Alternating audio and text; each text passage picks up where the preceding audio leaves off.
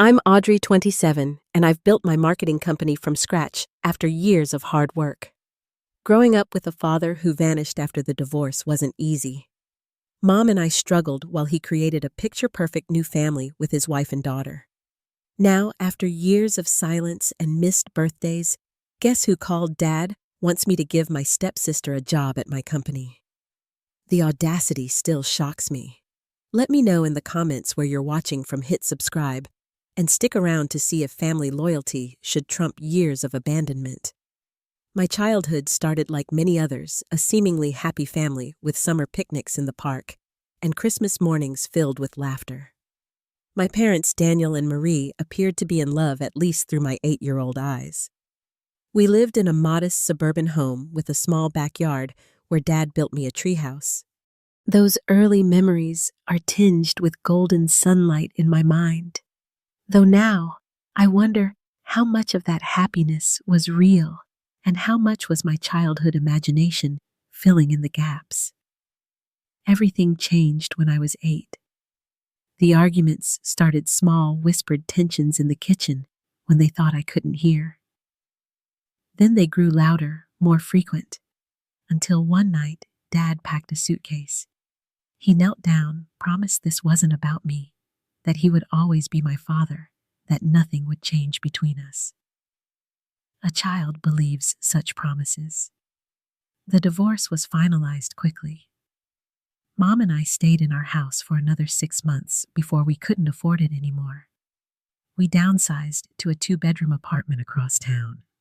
Mom took on a second job waiting tables at night after her day job as an administrative assistant. I became acquainted with babysitters, after-school programs, and the art of making my own dinner at an age when most kids were just learning to tie their shoes. Dad moved on with stunning speed. Within a year, he married Sarah, a woman he apparently met at his gym. I later learned their relationship had begun before the divorce, though no one bothered to tell me that part until I was much older. Sarah was younger than my mom, with perfect blonde hair and a laugh that always seemed a little too loud. She tried to connect with me during my weekend visits, but there was something performative about her affection that even my child self could sense. When I was 10, Jessica was born. My half-sister arrived with Dad's eyes and Sarah's blonde hair.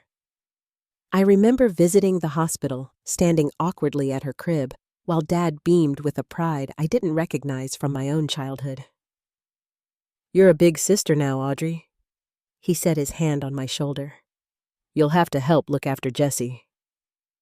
That was the beginning of the shift. My weekend visits became less frequent. Dad would call last minute to cancel, always with reasonable-sounding excuses. Jessica had a cold. Sarah needed help with something work was demanding. I'd sit by the window with my overnight bag packed, waiting for a car that wouldn't come. The missed events piled up like autumn leaves. He wasn't there for my middle school graduation, where I gave a speech as class president. He missed my 16th birthday despite promising to take me for my driver's license test. There was always a reason, always an apology, always a promise to make it up next time. Mom never spoke ill of him in front of me, though I sometimes caught her crying when she thought I was asleep. She worked herself to exhaustion to give me opportunities, school trips, soccer fees, the prom dress I wanted. Meanwhile, the child support checks came sporadically, if at all. Through social media, I caught glimpses of their life. Dad's job as a financial advisor seemed to be going well. They moved to a larger house in a better neighborhood. Jessica took dance classes, horseback riding lessons, activities that were deemed too expensive when I asked about them. There were family portraits with everyone color-coordinated and smiling weekend trips to amusement parks, eventually family vacations to Florida and California. When I was 15, I asked Dad if I could join their summer vacation to Disney World. The awkward silence on the phone told me everything before he even spoke. "It's just not a good time, Audrey. Maybe next year. Sarah's parents are coming too, and we already booked the rooms." His voice trailed off, and I never asked again. By 16, I had stopped expecting him to show up. I focused instead on academics and part-time jobs, determined to create a future that didn't depend on anyone else's support. Mom noticed my withdrawal and tried to compensate for his absence with her unwavering presence at every school event, every milestone. "You can't control other people's actions, Audrey," she told me one night after I received an impersonal birthday card with no phone call. "But you can control how you respond to disappointment. You can let it break you, or you can let it build you." Those words became my mantra through high school. When Dad missed my high school graduation, Jessica had a dance recital the same day I smiled for photos with Mom and told myself it didn't matter. I graduated with honors and a partial scholarship to State University, where I would study business marketing with dreams of controlling my own destiny. The pattern had been established. Dad lived his life with his new family, and I existed on the periphery, an obligation occasionally remembered, frequently forgotten. The pain dulled over time, or perhaps I just got better at ignoring it. Either way, I entered adulthood with a clear understanding that in this life, the only person I could truly count on was myself. College hit me like a freight train of independence and responsibility. My scholarship covered tuition, but not room and board, so I juggled waitressing and campus library jobs while maintaining a full course load. Dad had vaguely promised to help out with college expenses during our last awkward lunch together, but those promises evaporated like morning dew when I actually sent him my housing bill. "Things are tight right now," he explained over text. "Sarah's redecorating the house, and Jessica's private school tuition just went up." I stopped asking after that. My sophomore year, I stumbled into what would become my future by accident. I had always enjoyed making simple beaded jewelry as a stress reliever, and after receiving compliments from classmates, I started selling pieces on campus for extra cash. Nothing fancy, just handcrafted earrings and bracelets that caught people's attention.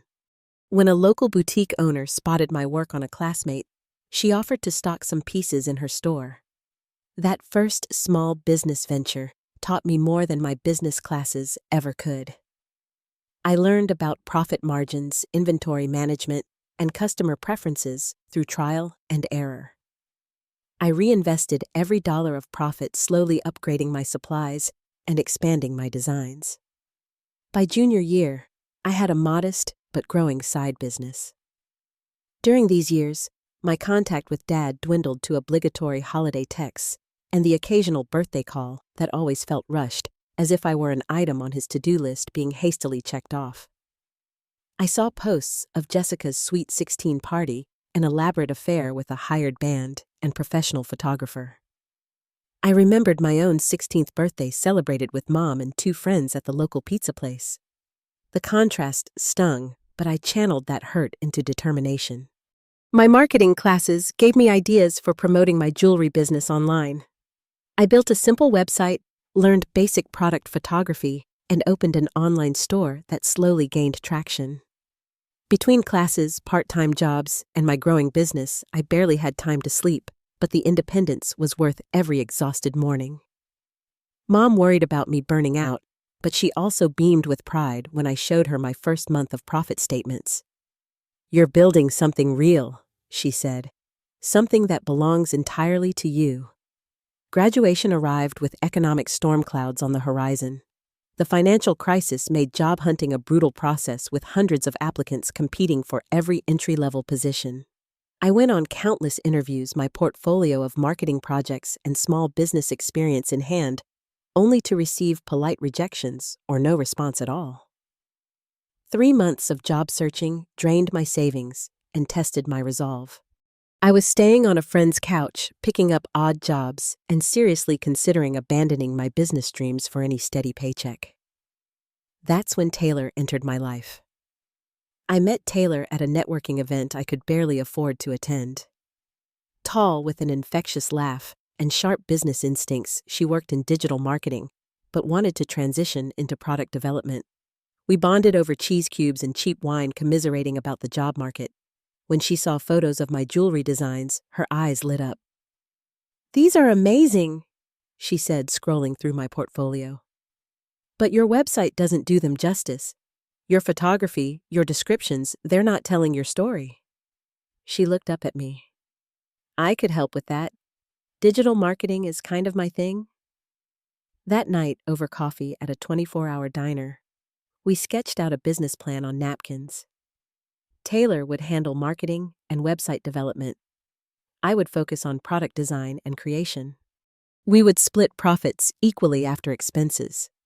It was a partnership born of necessity and opportunity, the best kind, as it turned out. With Taylor's marketing expertise, our online presence exploded. My designs reached customers beyond local markets, and soon we were shipping nationwide. We worked from Taylor's studio apartment inventory boxes stacked against every wall, staying up until dawn to fulfill orders during holiday seasons. The first year was brutal. We reinvested everything, living on ramen and coffee, taking side gigs to cover rent. There were heated arguments about direction, tearful nights, questioning our decisions, and moments of pure panic when large orders went wrong. But there were also milestones worth celebrating: our first month breaking $5,000 in sales, our first wholesale account with a major retailer, our first feature in a regional lifestyle magazine. 2 years after graduation, we had enough stability to move operations to a small commercial space and even hire part-time help. I hadn't been back home in months, too busy building our business, but Mom visited when she could, always bringing home-cooked meals to stock our freezer.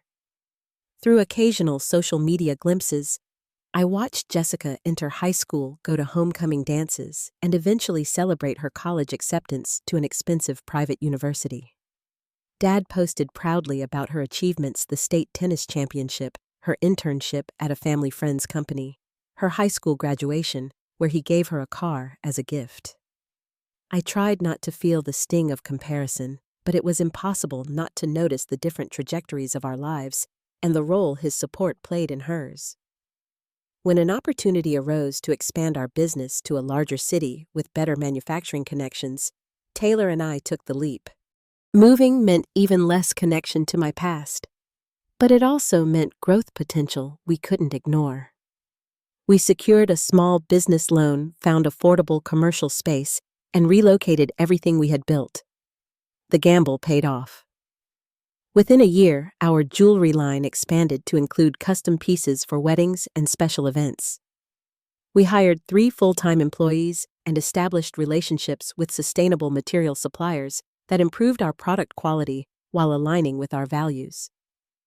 5 years after our diner napkin business plan, we had a legitimate company with growing profit margins and industry recognition. Through all of this, Dad remained a peripheral figure. He sent a generic congratulations text when Mom told him about the business expansion. He never asked for details or offered support. I stopped expecting either. My success had been built without his input. I didn't need his validation now. What I didn't realize then was that the distance between us, the chasm of unmet expectations and unacknowledged hurt, was about to be bridged in the most unexpected and uncomfortable way. The Tuesday morning, the call came, started like any other.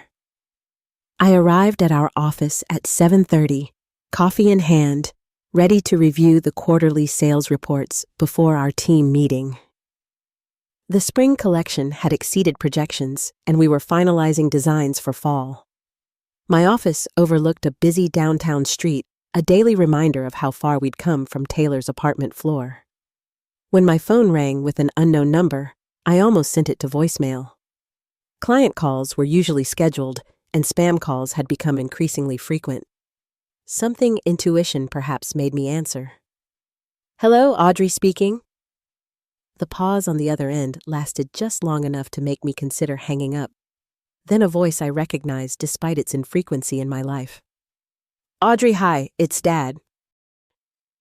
My stomach clenched, as if I'd missed a step on a staircase. I swiveled my chair away from my computer, suddenly unable to focus on the spreadsheet before me. "Dad, this is unexpected." I kept my voice neutral, professional, the same tone I used with difficult vendors.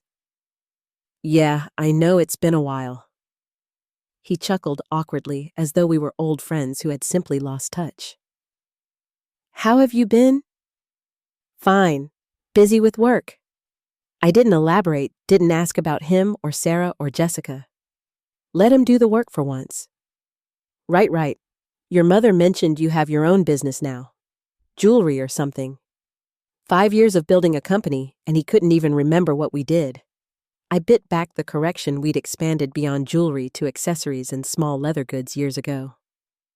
Something like that. What can I do for you, Dad? Another pause. I could almost see him shifting uncomfortably the way he used to when approaching a topic he knew would be difficult. Well, actually, I wanted to talk to you about Jessica. Of course, my half-sister. The reason for his call was never going to be me. Is she okay? Despite everything, concern flared. I knew little about Jessica beyond social media glimpses, but she was still family, however distant. Oh, she's great. Graduating college next month. Marketing major, actually. Top of her class. The pride in his voice was unmistakable, the same pride absent when Mom told him about my business success. That's nice. Congratulations to her. I glanced at my watch. The team meeting would start in 20 minutes. Yeah, she's really talented. Creative kid. Always has been. He cleared his throat. Thing is, she's looking for a job in marketing. Starting her career, you know. It's tough out there for new graduates. I knew exactly how tough it was. I had navigated that same landscape without his help, without connections, without the safety net of parental support. I imagine it is, I said carefully. So, I was thinking with your business and all, maybe you could give her a job or an internship, something to get her foot in the door. There it was. After years of minimal contact, after missed birthdays and graduations, after the financial struggles Mom and I endured alone, he was calling to ask for a favor. Not just any favor, but one that involved the business I had built despite his absence. You want me to hire Jessica? I stated it flatly, not a question. Well, yeah, family helping family, right? That's what we do. Family. The word landed like a slap. When had he ever helped me as family should? Dad, I haven't seen Jessica since she was, 12? I don't know anything about her qualifications or experience. She's smart, Audrey. Quick learner. She'd be an asset to any company. His voice took on a familiar cajoling tone, the same one he'd used when explaining why he couldn't make my school plays or sports events.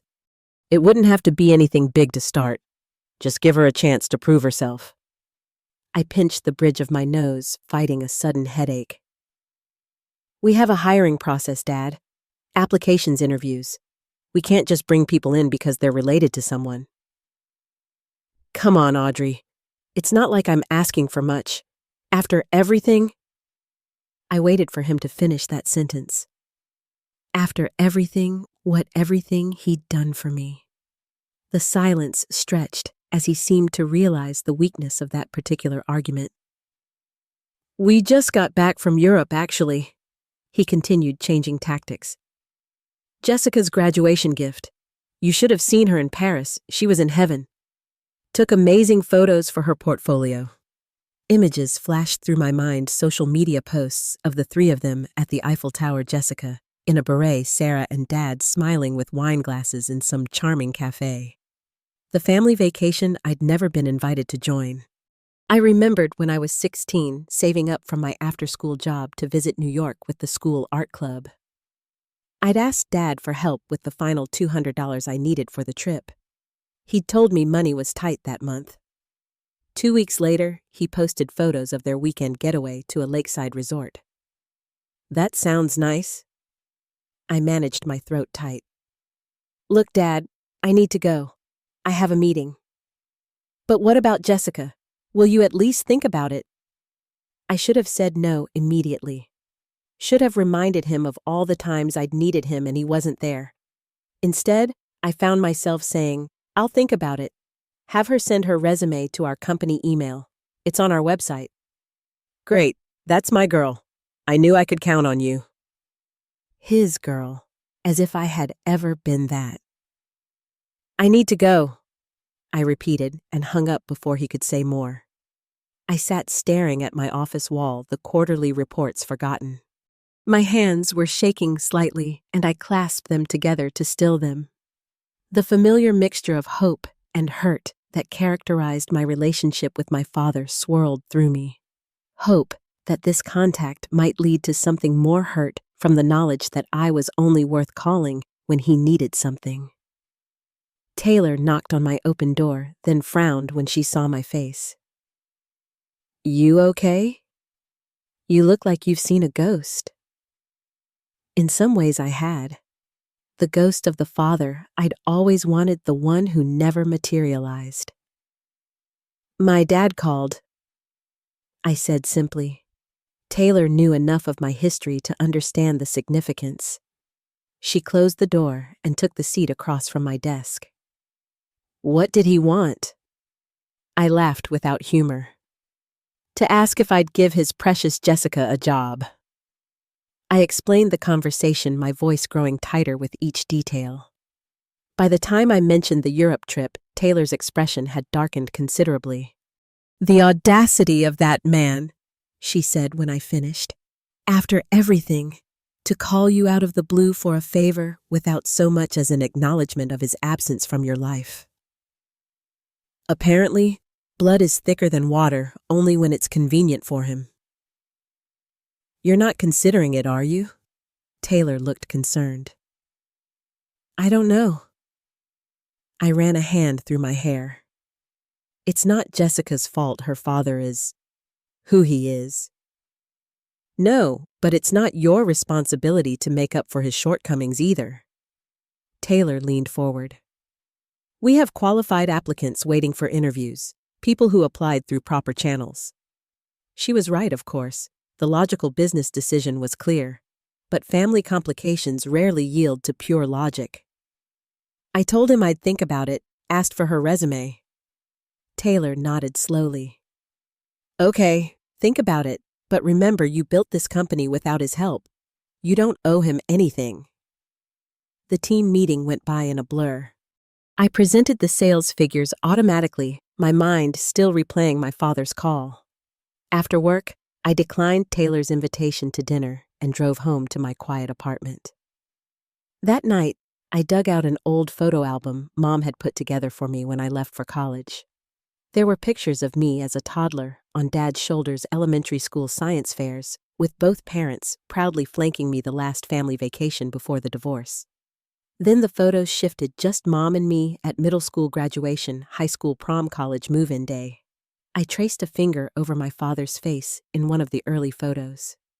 Who was that man who had swung me around our backyard and told me I could be anything I wanted? When had I become an afterthought in his life? Someone to be contacted only when useful. Tears I hadn't allowed myself to shed in years slipped down my cheeks as I closed the album. The little girl who had waited by windows for a father who never showed up still lived somewhere inside me. She deserved better than what he had given her. And now, he wanted something from me. Sleep eluded me that night. I tossed and turned my father's request playing on repeat in my mind. By morning, exhaustion had crystallized into a strange clarity. I needed more information before making any decision. This wasn't just about my father, or even Jessica. It was about my business, my professional reputation, and the precedent I would set. Over breakfast, I called my mother. Despite the early hour, she answered on the second ring, her voice warm and familiar. "Morning, sweetheart. Everything okay? You don't usually call before work." I sighed, stirring my coffee absently. "Dad called yesterday." The brief silence told me she understood the significance. "I see. What did he want?" "He asked me to give Jessica a job at the company. Apparently, she's graduating with a marketing degree." Mom's response was measured as always when the topic of Dad arose. "And how do you feel about that?" "Conflicted, angry, confused." I set down my spoon. "I mean, he barely acknowledges my existence for years, and now he wants a favor. For the daughter he actually raised." That sounds reasonable to feel that way, Mom said softly. What are you thinking of doing? That's just it. I don't know. Part of me wants to tell him to take a hike. But another part, I don't know. Maybe this could be a chance to have some relationship with Jessica. She's my sister after all, even if we're practically strangers. Mom was quiet for a moment. Audrey, listen to me. You're an adult now, running your own successful business. Whatever you decide needs to be what's right for you, not what might please your father or punish him. But what would you do? I can't answer that for you, honey. Her voice was gentle but firm. But I will say this, forgiveness isn't about erasing the past. It's about not letting it control your future. Whether that means giving Jessica a chance or setting a boundary with your father, only you can decide. After we hung up, her words stayed with me.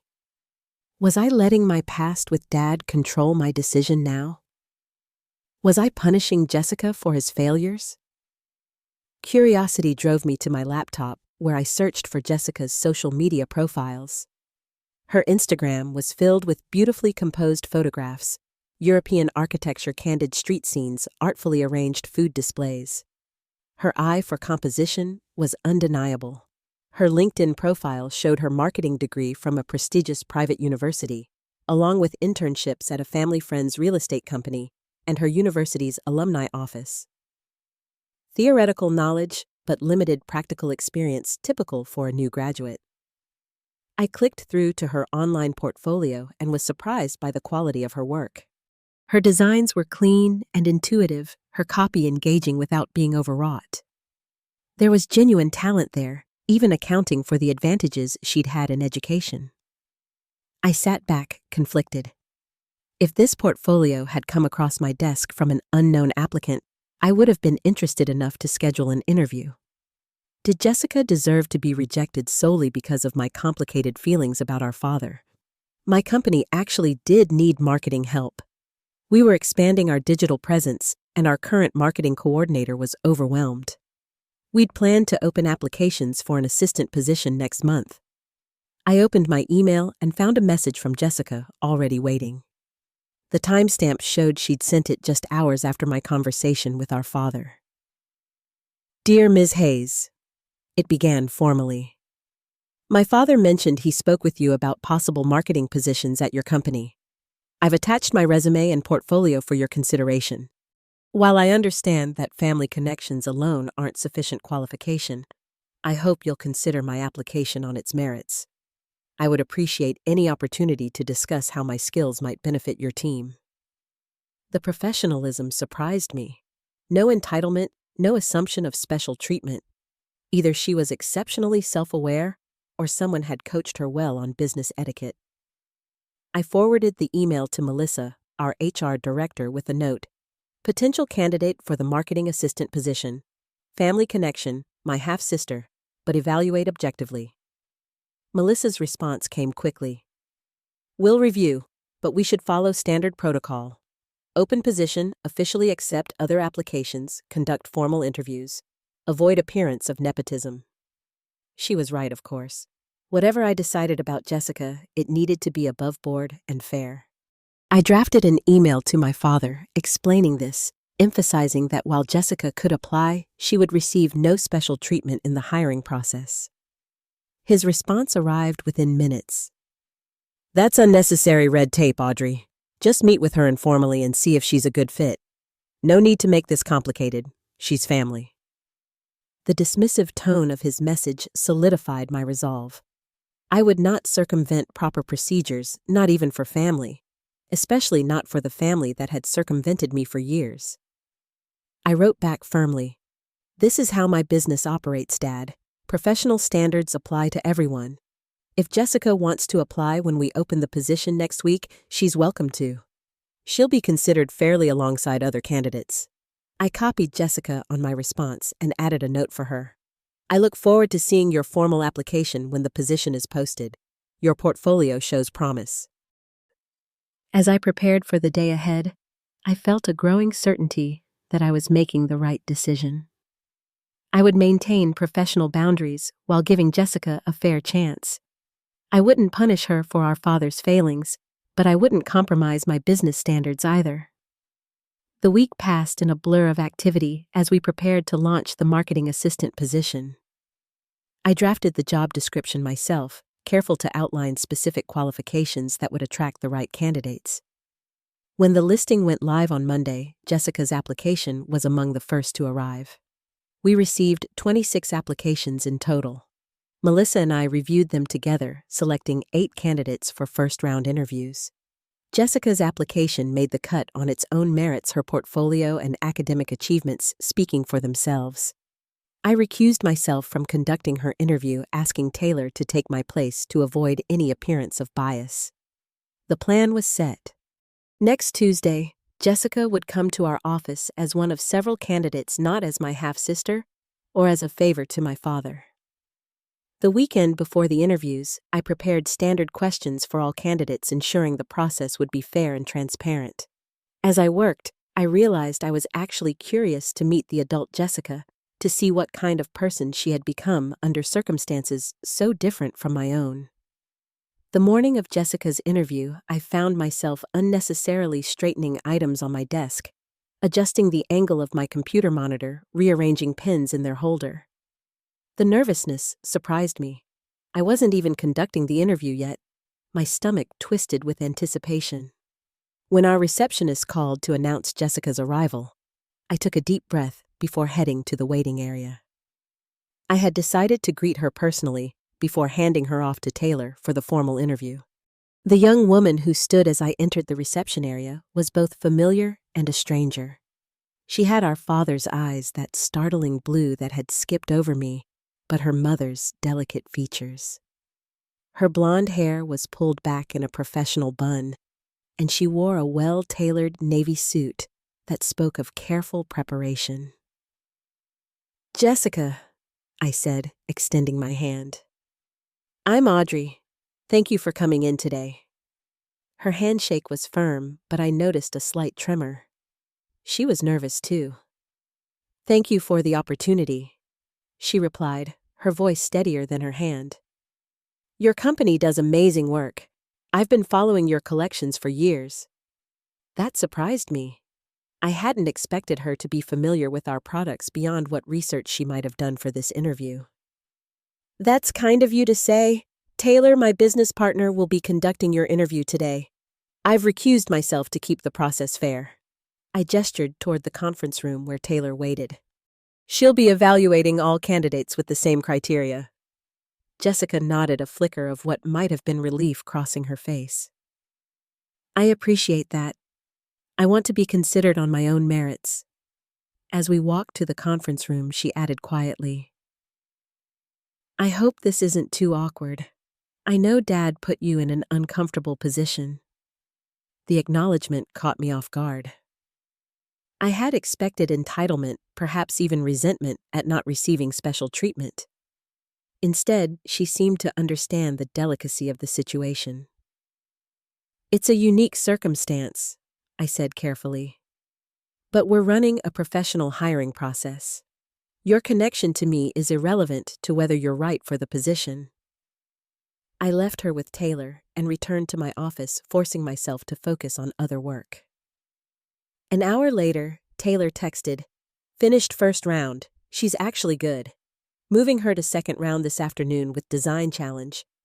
By our standard process, second-round candidates received a design brief and 2 hours to create a mock marketing campaign.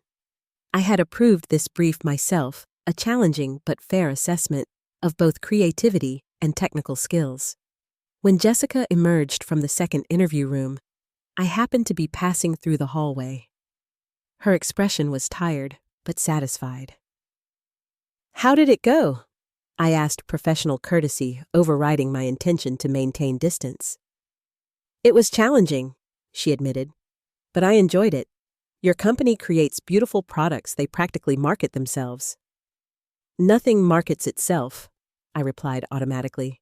It was a phrase I often used with clients who undervalued our promotional strategies. Jessica smiled, a genuine smile that transformed her face. That's exactly what Professor Martin used to say in Advanced Marketing Strategies. The moment of connection was unexpected. I found myself suggesting coffee in the break room while she waited for her ride. "That would be nice," she said. "Dad's picking me up, but he won't be here for half an hour." The mention of our father brought reality crashing back, but I maintained my professional smile and led her to the small but well-appointed break room. As I prepared 2 cups of coffee, Jessica sat at the table visibly relaxing now that the formal interview was complete. "So," I said, setting a mug before her, "marketing. What drew you to that field?" "Honestly, I've always loved storytelling. Marketing is just storytelling with a purpose." She wrapped her hands around the mug. "Plus, I'm fascinated by consumer psychology, why people connect with certain brands, what makes them loyal to some products, but not others." It was a good answer, thoughtful rather than rehearsed. As we talked about her studies and internships, I found myself genuinely interested in her perspectives. Eventually, the conversation turned personal, as it inevitably would. "Dad was pretty pushy about this, wasn't he?" she asked suddenly, looking down at her coffee. I hesitated, unsure how honest to be. "He was direct about what he wanted. He told me he was calling in a favor from you." She looked up, her expression troubled. "Made it sound like you owed him something." I told him that approach seemed wrong, but he insisted he knew best. The admission surprised me. "You didn't want him to call me—" "Not like that." She shook her head. "I actually wanted to apply on my own merits through proper channels, but Dad said—" She stopped abruptly. "What did Dad say?" Jessica sighed. "He said you'd be more likely to help family. That it was the least you could do considering how successful you've become." She winced. "I'm sorry. It sounded wrong when he said it, and it sounds worse repeating it." The familiar sting of his dismissal of my hard work resurged, but I kept my expression neutral. "Success doesn't create obligation. I know that, and for what it's worth, I've followed your company's growth online. What you've built is incredible, especially starting from scratch." I studied her, trying to reconcile this thoughtful young woman with the golden child I'd glimpsed through social media. "You seem to know more about me than I'd expect." Jessica looked uncomfortable. "I've always been curious about you. Dad rarely talked about you, and when I asked why you never came to family events, he'd change the subject. He told you I was invited but didn't come." The realization landed like a punch. "Not in those words, but yes, that was the implication." She frowned. "That wasn't true, was it?" "No." The single syllable carried years of hurt. "I was never invited, not to vacations, not to holidays, not to your graduation?" Jessica's eyes widened. "But I asked about you, especially when I was younger. I wanted to meet my big sister. Dad always said you were busy with your own life, that you preferred distance." The casual cruelty of that lie left me momentarily speechless. How convenient for him to paint me as the one who had chosen absence. "I have some photos," Jessica said, suddenly pulling out her phone. "From family trips and events. I always wondered why you weren't in them." She handed me her phone open to a family album. I scrolled through images of birthday celebrations, Christmas mornings, beach vacations, a parallel life that had continued without me. In one photo, Jessica stood proudly beside our father at what appeared to be her high school graduation, his arm around her shoulders, his face beaming with pride. I handed the phone back, an old pain reopening. "He attended all your graduations?" "Yes." She looked down. "He never missed anything important." The contrast to my experience hung between us unspoken, but palpable. Jessica seemed to realize it too. "I'm sorry," she said quietly. "I didn't understand. I thought you were the one who chose not to be involved." "That was never my choice." I took a sip of coffee, using the moment to compose myself. But it's ancient history now. Is it? Jessica looked at me intently. Because it seems like it still matters. To both of us. Before I could respond, her phone buzzed with a text. Dad's outside, she said, gathering her things. She paused before standing. For what it's worth, I want this position only if I earn it fairly. No special treatment. And she hesitated. Regardless of what happens with the job, maybe we could get coffee sometime, as sisters, not potential employer and employee. The offer was so unexpected, so free of the complications I'd anticipated, that I found myself nodding. I'd like that. As she left, I remained in the break room processing the conversation. Jessica wasn't what I had expected. She seemed genuine, thoughtful, aware of the awkwardness our father had created, and she had been fed the same lies I had, different versions, but lies nonetheless designed to keep us apart while preserving his image. My phone rang, breaking my reverie. Dad's number. I stared at the screen, anger and hurt freshly awakened by Jessica's revelations. Against my better judgment, I answered. Hello? Audrey? His voice was cheerful. Just picked up Jessica from your office. How did the interview go? When can she start? My hand tightened around the phone. It was time for a long overdue conversation. The hiring process isn't complete yet, Dad. I kept my voice level despite the emotions churning beneath. We're interviewing several qualified candidates. Come on, Audrey, cut the corporate talk. His tone was dismissive, as if my professional standards were merely an inconvenience. This is family we're talking about. Just tell me when Jessica can start. I moved from the break room to my private office, closing the door behind me. Is Jessica with you right now? She's in the car, but she's grabbing something from the back seat. Why? Because this conversation is between us. I took a deep breath. Dad, I'm not giving Jessica special treatment. If she's the best candidate, she'll get the job. If not, she won't. Seriously? His voice rose slightly. After everything I've done?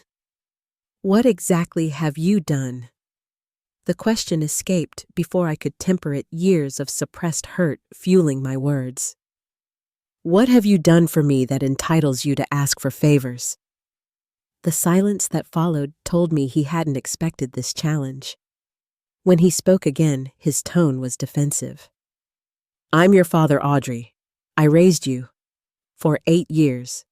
Then you left and started a new family. A family you made very clear I wasn't part of. That's not fair. I paid child support. I had visitation. Visitation you frequently canceled. Support payments that often came late, if at all. The facts I'd protected him from for years spilled out. Mom worked 2 jobs to support us while you took Jessica to Disney World in Europe. Your mother chose to have primary custody because you didn't fight for it. The truth I'd never spoken aloud hung between us. You didn't want me full-time. You wanted to start fresh with your new family. His sigh was heavy with exasperation rather than remorse. Ancient history, Audrey. I don't see why you need to dredge this up now. We're talking about Jessica's future. We're talking about patterns, Dad. You appear in my life when you want something, then disappear when I need you. I gripped the phone tighter. Do you remember my college graduation? I think I had a work conference that weekend. You were at a baseball game with Jessica. I saw the photos you posted that day. Another silence. Audrey, life is complicated. I did the best I could. No. My voice was firm now, years of therapy and self-reflection supporting my certainty. You didn't do your best. You did what was convenient. There's a difference. So this is what revenge? You won't help Jessica because you're angry with me. This isn't about Jessica. I actually like her from what little I've seen today. This is about you expecting special treatment after years of treating me as an afterthought.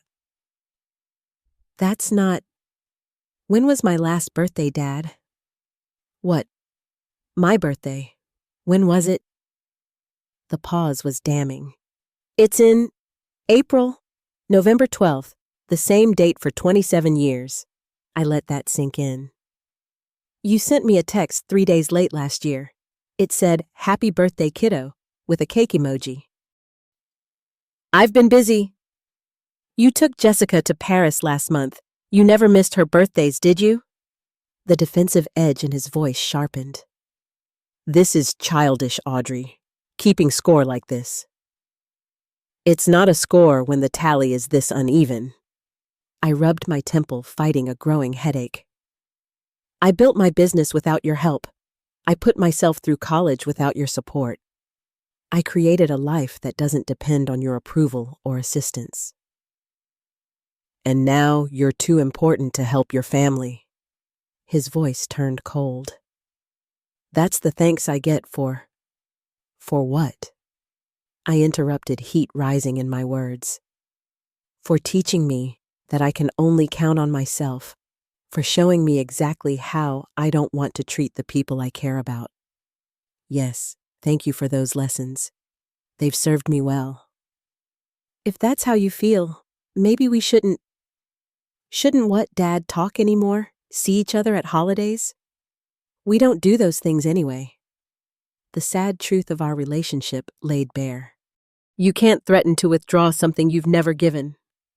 His breathing was audible through the phone. When he spoke again, his voice had lost its bluster. What do you want from me, Audrey? The question caught me off guard.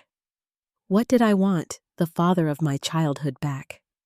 Apologies for years of neglect, acknowledgement of the inequality between his daughters.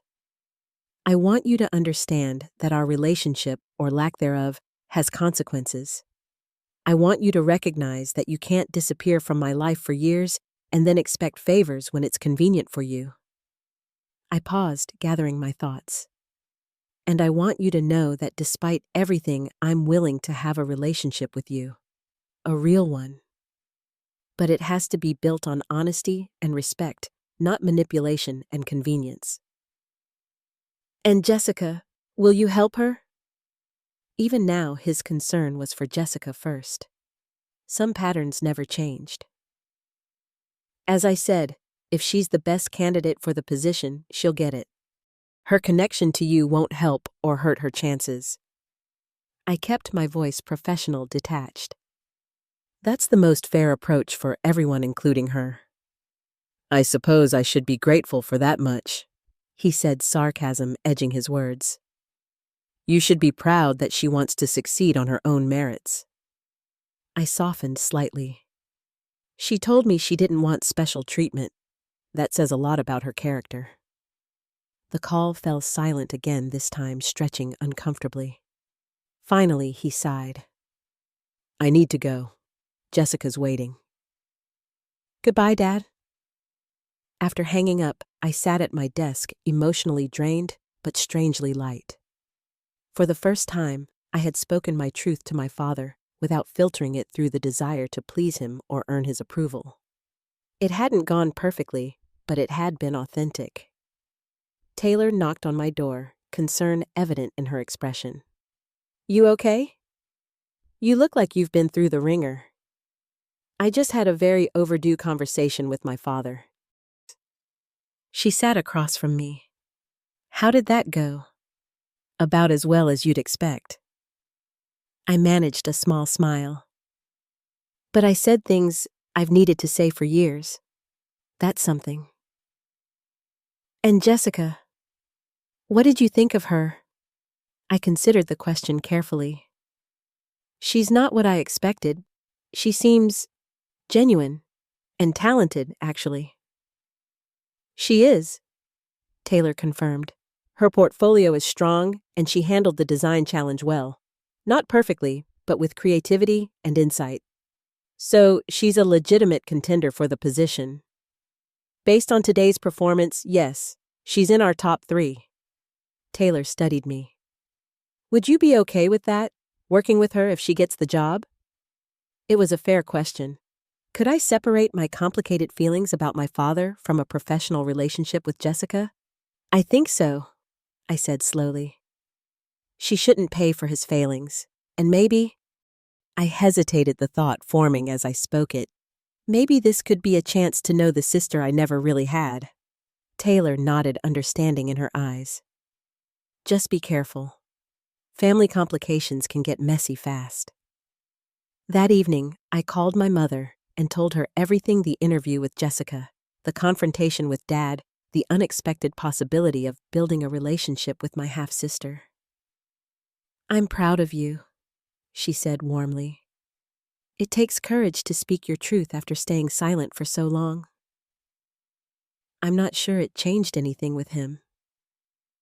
That's not why we speak our truth, honey. We do it for ourselves, not for the response we hope to get. As always, her wisdom settled something restless inside me. Whatever came next with Jessica, with my father, I had begun the process of healing old wounds by naming them aloud. A week later, our hiring committee, comprising Taylor, Melissa from HR, and our current marketing coordinator, presented their final recommendations for the marketing assistant position. 3 candidates had distinguished themselves through the interview process, with Jessica among them. Based on portfolio strength, interview performance, and the design challenge results, we're recommending candidate B for the position, Taylor announced, sliding a folder across my desk. I opened it to find Jessica's application materials. You're certain this recommendation isn't influenced by her connection to me? Melissa shook her head firmly. If anything, we scrutinized her more carefully to ensure fairness. Her design aesthetic aligns well with your brand, and her writing samples demonstrate the tone we're trying to establish in our marketing materials. She lacks some technical experience, our marketing coordinator added, but her conceptual understanding is solid. The gaps in her knowledge can be addressed through training. I reviewed their evaluation metrics, noting the objective scoring system they'd used. Jessica hadn't scored perfectly, another candidate had stronger technical skills, and the third had more practical experience, but her creative approach and brand understanding had elevated her total score. If you're uncomfortable with this recommendation, we understand, Taylor said. The other candidates are qualified as well. I closed the folder. No, I trust your judgment. Make the offer to Jessica, but be clear about expectations. 3-month probationary period, regular performance reviews, standard entry-level compensation package. No special treatment, Melissa confirmed. None, I agreed. She succeeds or fails on her own merits. Later that afternoon, I called Jessica myself to offer her the position. Her surprise was evident in her momentary silence, followed by genuine excitement. Really, I got it on my own. Yes, I assured her. The hiring committee evaluated all candidates objectively. Your creative approach and understanding of our brand aesthetics stood out. Thank you. The relief in her voice was palpable. I promise I'll work hard. I won't let you down. The offer comes with standard terms, I explained, outlining the probationary period and expectations. You'll be treated like any other employee. That's exactly what I want, she said firmly. We arranged for her to start the following Monday. As we were about to hang up, she added, Have you talked to Dad since, briefly, to let him know about the hiring decision? He's been weird since that day. Quieter. Keeps looking at old photo albums. She paused. I think you said some things he needed to hear. I wasn't sure how to respond to that. Perhaps. For what it's worth, I'm sorry. For everything you missed. Everything he missed, too. The simple acknowledgement touched me more deeply than I expected. Thank you. That means a lot.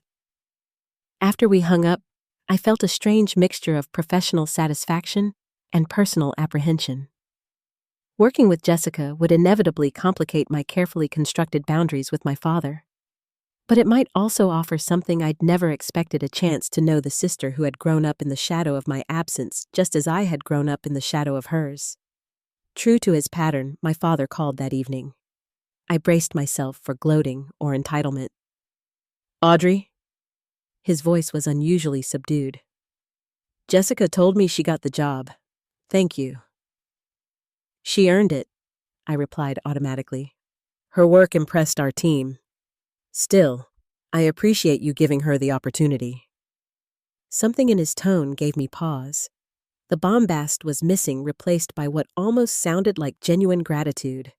"She'll have to prove herself just like any employee," I said more gently than I'd intended. "She will." A pause.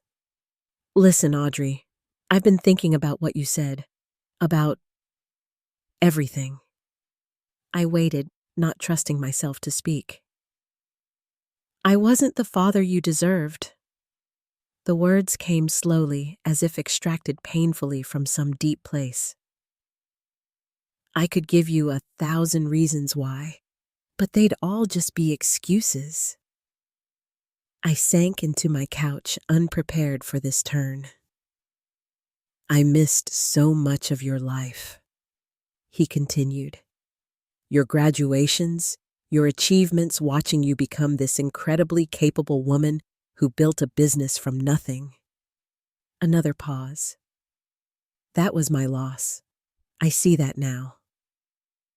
"Dad?" "No, please let me finish. I've been looking at old photos. There's one of you at about 6 on my shoulders at the park.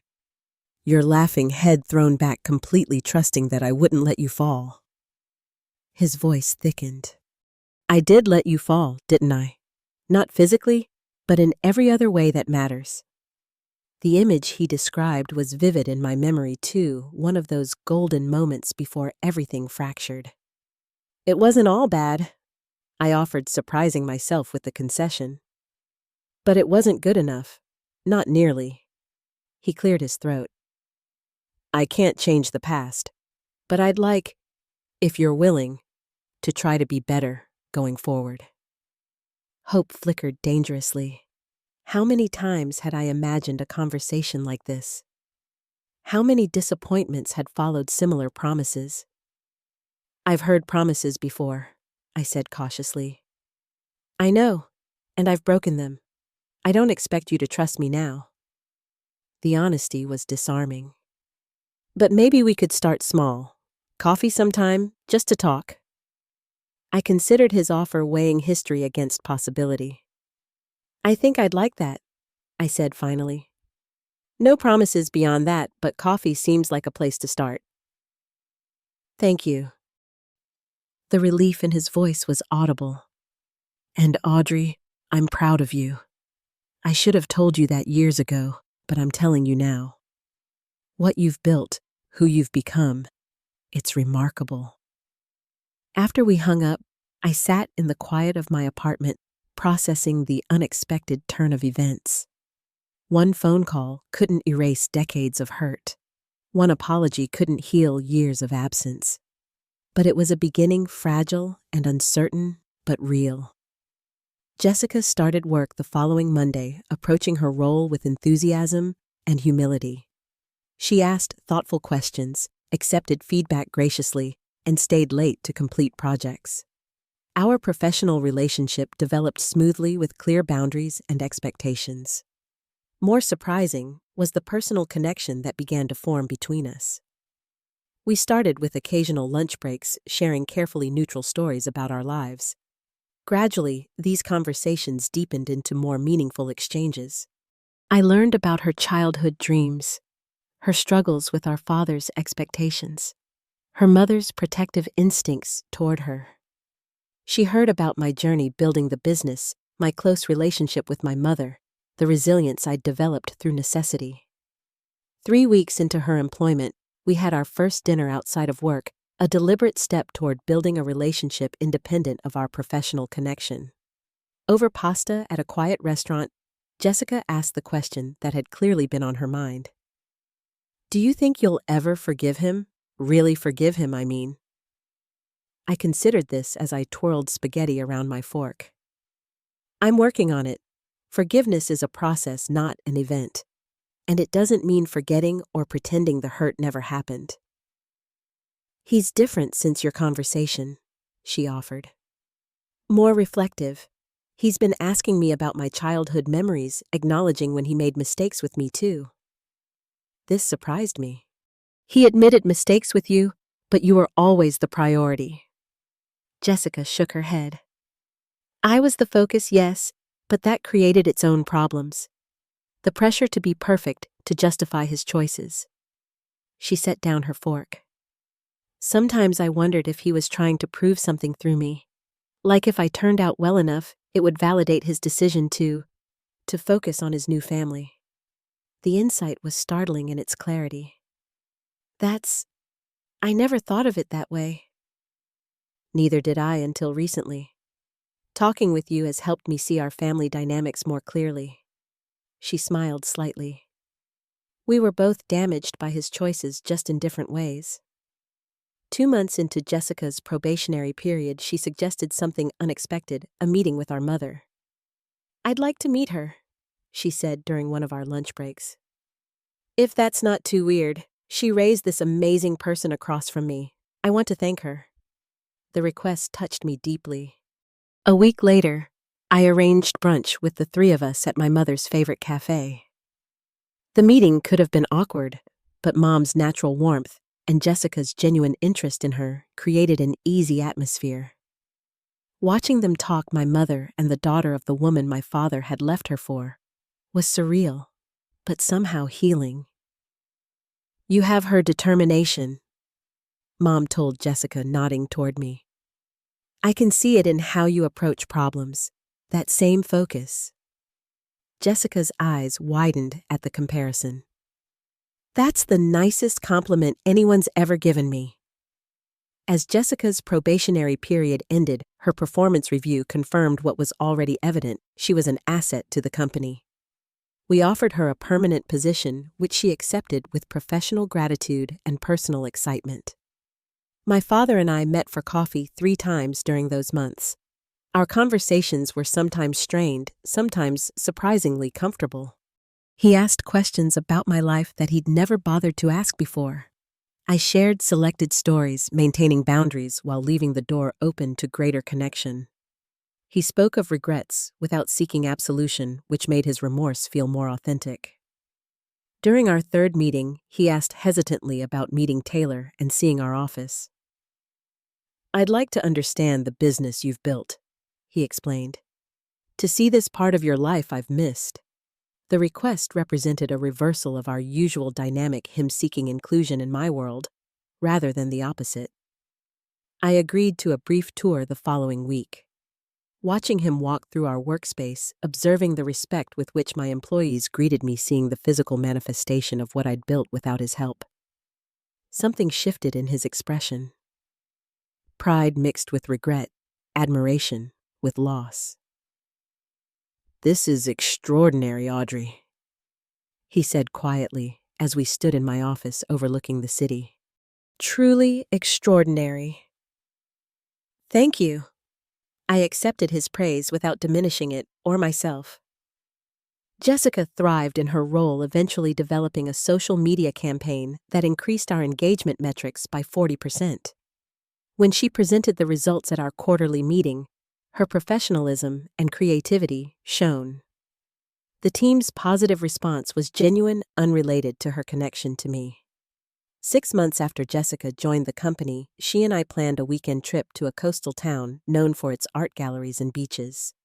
It would be our first extended time together outside of work, a deliberate step toward building the sisterly relationship we'd both been denied. The evening before our departure, I found myself looking at the old photo album again.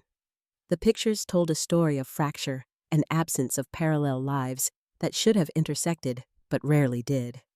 But now, there was the possibility of writing a new chapter, not erasing the past, but building something meaningful despite it. My phone buzzed with a text from Jessica. Excited for tomorrow? Should I bring board games?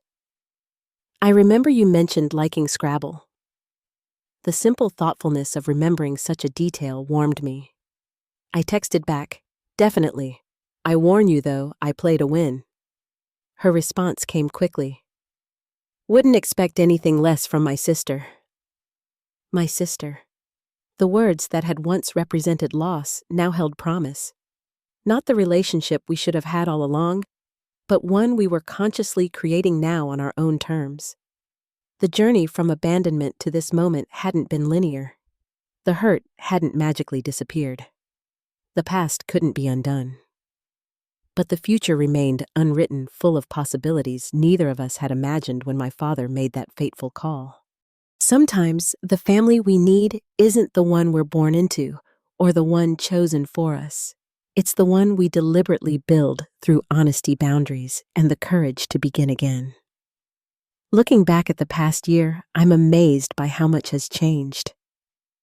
What started with my father's entitled phone call asking for a favor has transformed into something I never expected: a genuine relationship with my half-sister, and the first steps toward healing my relationship with my father.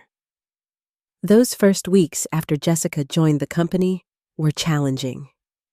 I constantly questioned whether I was treating her too harshly to prove my objectivity, or too leniently because of our family connection. Finding the right balance took time and honest conversations with Taylor, who never hesitated to call me out when I veered in either direction. Jessica made it easier by exceeding all professional expectations. Her probationary review revealed what everyone already knew. She was talented, hardworking, and brought fresh perspectives to our marketing approach. When I offered her the permanent position, the pride in her eyes was about earning her place, not receiving a handout. "This means more because I had to prove myself," she told me over celebration drinks after signing her contract. "Dad wanted to smooth the path for me, but this feels better. I know I belong here." That conversation marked a turning point in our personal relationship as well. We began spending time together outside of work: weekend brunches, occasional movie nights, a shopping trip where we discovered our shared love of vintage stores. The awkwardness gradually dissolved into genuine connection. 3 months after Jessica became a permanent employee, I had dinner with my father alone for the first time in years. We met at a neutral restaurant, both nervously overdressed for the casual setting. "Jessica tells me she's developing a new campaign for your fall collection," he said after we ordered, clearly searching for safe conversation topics. "She is. Her concept is innovative, focusing on the stories behind the materials rather than just the finished products." He nodded, a small smile playing at the corners of his mouth. "She gets her creativity from your side of the family. My mother was an artist, you know." "I remember Grandma's paintings in your old house," I said, surprised by the sudden memory. "The landscapes in the hallway." "You have a good memory. You couldn't have been more than 7 when you last saw those." 8, actually. They disappeared after the divorce. The mention of that pivotal event hung between us momentarily. In the past, we would have changed the subject, preserving the fragile peace with silence. This time, my father surprised me. "I handled everything about that time terribly," he said, setting down his fork. "The divorce, the remarriage, the way I pulled away from you." I remained silent, giving him space to continue. "I told myself it was better for you to have a clean break, that dividing my attention would hurt everyone." He looked down at his plate. "But that was just an excuse. The truth is, I was a coward. Building a new family was easier than facing the damage I'd done to our original one." The admission was more than I'd ever expected to hear from him. When Sarah got pregnant with Jessica, it felt like a fresh start. I convinced myself I could be a better father the second time around. He looked up, meeting my eyes directly. But I wasn't better, just different. I put so much pressure on Jessica to justify my choices that she struggled in her own way. "She's mentioned that," I said carefully. "I'm not asking for forgiveness, Audrey. I don't deserve it yet." His voice was steady, his gaze unwavering. "But I am asking for a chance to be in your life now. to get to know the remarkable woman you've become, despite my failures. The sincerity in his voice touched something long buried inside me. Not the desperate hope of my childhood that had died years ago, but something more measured and mature. A willingness to see him as a flawed human being, rather than the all-powerful father who had abandoned me. "I'd like to try," I said finally. Slowly, with boundaries. Relief washed over his features. "That's more than I have any right to expect. Thank you." Our rebuilding took time. There were awkward moments and occasional setbacks when old patterns threatened to reemerge. But there were also breakthroughs, like when he came to the company's anniversary party and proudly introduced himself to everyone as Audrey's father, or when he called just to share a memory of my childhood that had surfaced unexpectedly. Mom watched these developments with cautious support. "Just protect your heart," she advised. "People can change, but it happens slowly, and there are usually backslides along the way." Her wisdom, as always, proved accurate.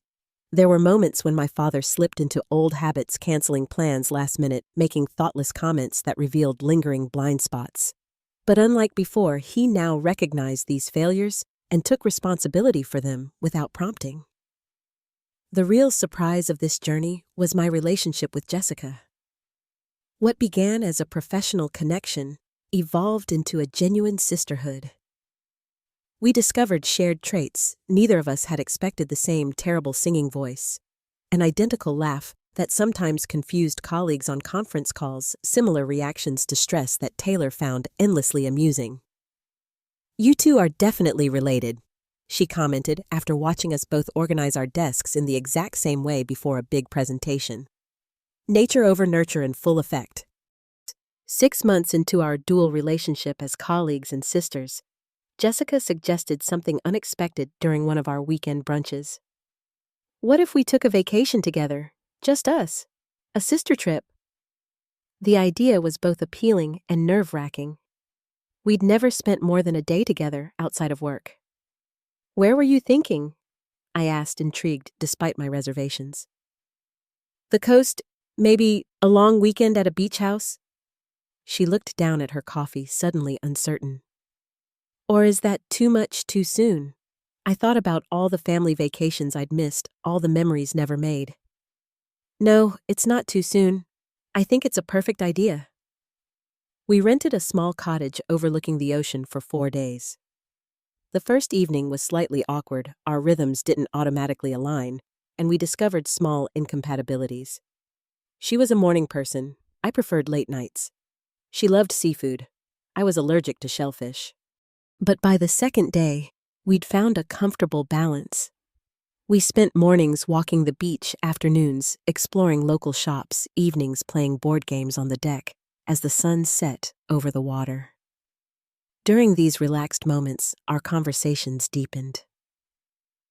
"Do you ever wonder what it would have been like if Dad had made different choices?" Jessica asked one evening as we watched the stars emerge. "If we had grown up as sisters in the same house." "All the time," I admitted, "especially when I was younger." "I used to make up stories about you," she confessed. "In my head, you were this cool older sister who taught me about makeup and stood up to bullies at school." The image made me smile. "I probably would have been overprotective." "I would have liked that." She pulled her knees to her chest, suddenly looking younger than her years. "I was lonely a lot as a kid. Only child vibes, you know." "But you weren't an only child," I said softly. "Exactly." She turned to face me. "We both missed out on something we should have had." That conversation marked another turning point. We weren't just building a new relationship, we were also acknowledging and mourning what had been lost. There was grief in that recognition, but also healing. On the final day of our trip, we took photos together on the beach, our first sister pictures. When I posted one to social media with the simple caption, "Sister Weekend," the response was immediate. Friends who knew my history sent private messages of support and celebration. My father commented with a single heart emoji, understated but meaningful. When we returned to work, our dynamic had shifted subtly. The professional boundaries remained, but there was an ease between us that hadn't existed before. Colleagues noticed but respected the development, many expressing happiness at seeing our relationship grow. Mom and Jessica developed their own unique connection as well. What began as slightly awkward coffee meetings evolved into genuine affection. Mom never tried to replace Sarah in Jessica's life, but she offered a different kind of maternal energy, one less focused on appearances and achievements, more centered on acceptance and growth. 3 weeks ago, Jessica was promoted to marketing team lead after developing a campaign that attracted our largest corporate client to date. The promotion was unanimously supported by the management team, with Taylor being her strongest advocate. At the celebration dinner, my father raised a toast that brought unexpected tears to my eyes. To Jessica, whose talent and hard work have earned this achievement. He paused, meeting my gaze across the table. And to Audrey, whose integrity created a space where merit could speak louder than family connection. I'm proud of both my daughters. Both my daughters. The simple acknowledgement, perhaps the first time he had publicly claimed us both, equally meant more than any apology could have. Last weekend, Jessica helped me move into a new apartment closer to our expanding office space. As we unpacked boxes in my new living room, she handed me a wrapped gift. Early housewarming present, she explained. Inside was a framed photo, not one of our beach pictures as I expected, but something much older. It showed me at about 7, sitting on our father's shoulders, at a park head, thrown back in laughter, completely trusting. The same photo he had mentioned during our turning point conversation. Dad gave it to me, Jessica said quietly. He thought you should have it. The gesture spoke volumes about his own journey, recognizing the good moments while acknowledging the failures that followed. Not erasing the past, but offering its brighter pieces as building blocks for the future. The framed photo now sits on my bedside table. Not as a denial of what happened after it was taken, but as a reminder that relationships can be broken and still, with work and willingness, find new forms. Family isn't static. It evolves, fractures, and sometimes, if we're lucky and persistent, regenerates in unexpected ways. The family I have now isn't what I imagined as a child, waiting by the window for my father to arrive.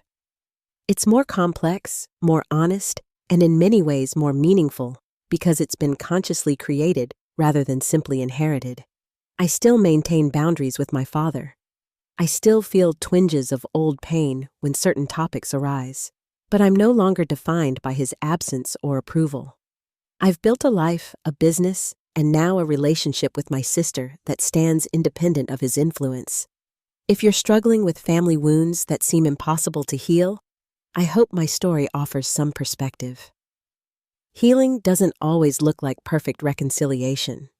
Sometimes it's about building something new from the broken pieces, accepting that scars will remain, while refusing to let them determine your future.